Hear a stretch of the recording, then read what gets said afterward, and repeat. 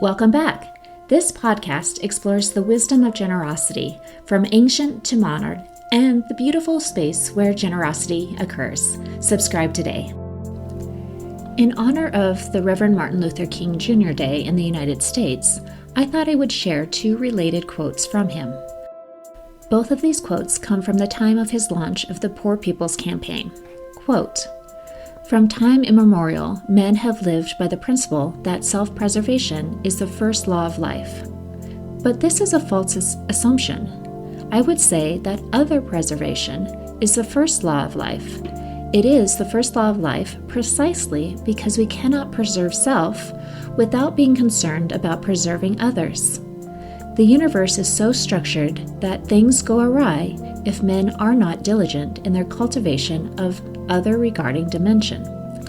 I cannot reach fulfillment without thou. The self cannot be self without other selves.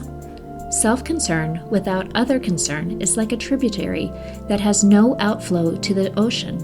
Stagnant, still, and stale, it lacks both life and freshness.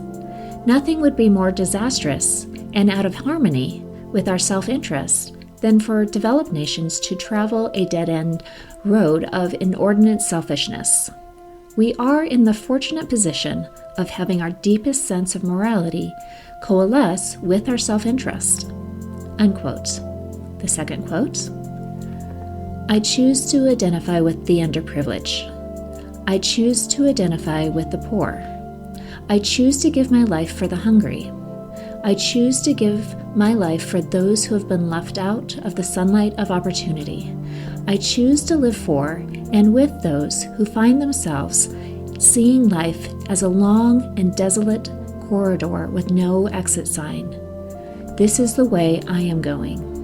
If it means suffering a bit, I am going that way. If it means sacrificing, I am going that way.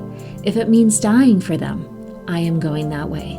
Because I heard a voice saying, 'Do something for others.'" Unquote. We are fortunate in the nonprofit sector that our work revolves around other concern. It is a great joy to reflect on the difference that we make in others' lives. Let us reflect on two questions this week. How will you invite someone in your community to join you in this other concern work? If you have had a hard week in your work, what do you most need to recharge? Time with the clients you serve to see the difference you are making?